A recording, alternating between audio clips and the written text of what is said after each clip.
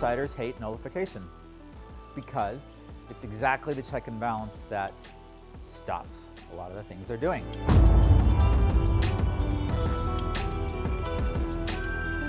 Nullification keeps the Constitution alive.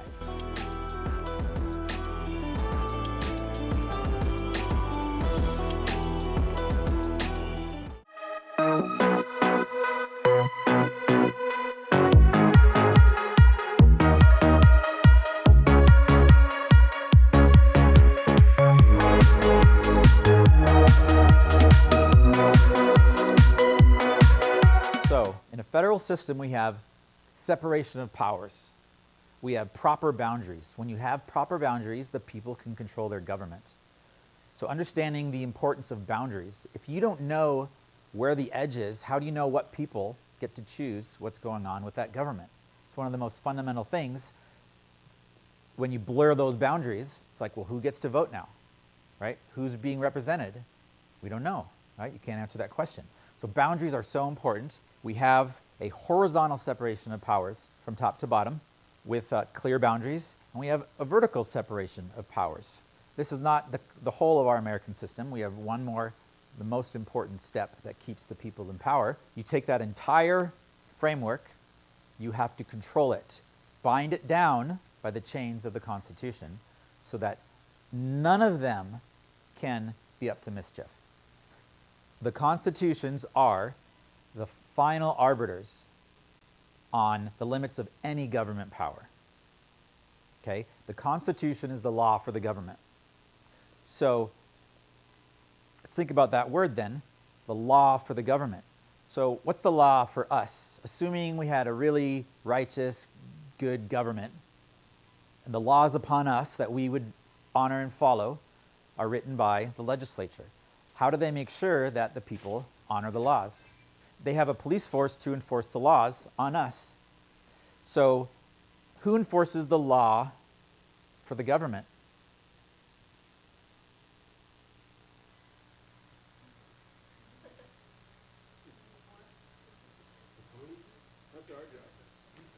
In theory, all of those answers are kind of correct. Kind of nobody right now feels like, right? No one is, but also all these others.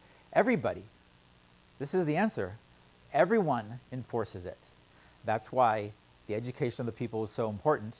Benjamin Franklin said, a republic, if you can keep it.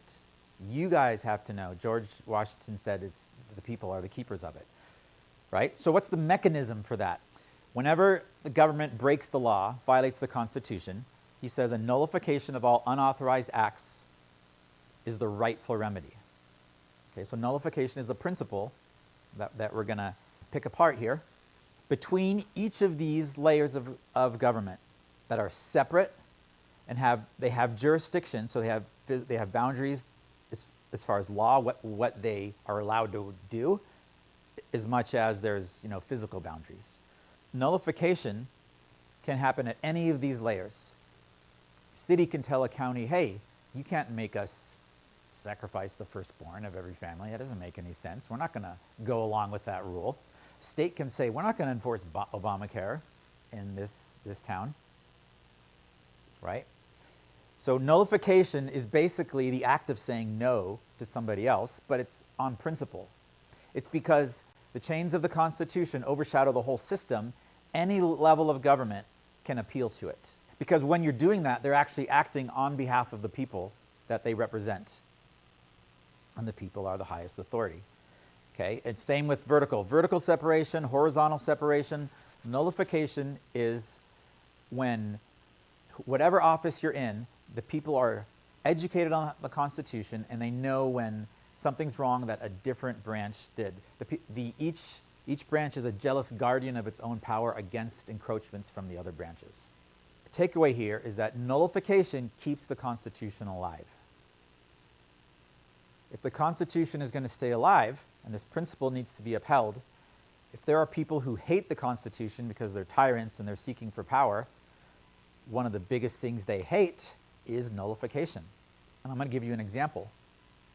I've superimposed a couple of local celebrities. There was a bill in 2014 in Utah to nullify Obamacare in the state of Utah.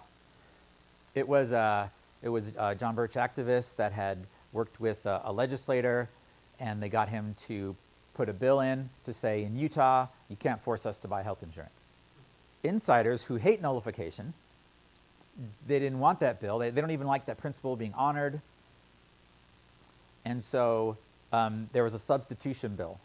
This guy right here, this is Bliss 2, the field director of the John Birch, former regional field director of the John Birch Society, and this is Representative Ken Ivory.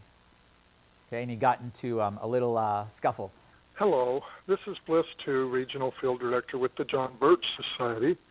I was calling to relay that information about the time I talked with Representative Ken Ivory. I think it was the 2014 legislative session. There was a late committee hearing.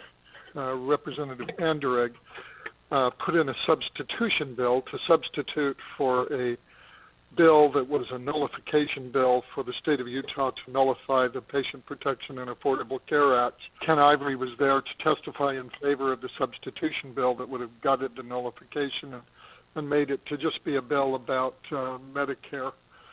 And so afterwards, I know he testified. I was out of the room at the time, but I came back in the room and the vote was held, and they voted for the new substitute bill. Mr. Ken Ivory approached me, and he told me, he kind of poked his finger at me and says, you need to tell your leaders to quit talking about nullification. He says, there's a lot of lawyers here in the legislature, and we don't believe that nullification is proper or right. And okay, so, hey, all the lawyers, they don't like it, right? We don't like it up here at the legislature, right? We're lawyers. Insiders hate nullification because it's exactly the check and balance that stops a lot of the things they're doing.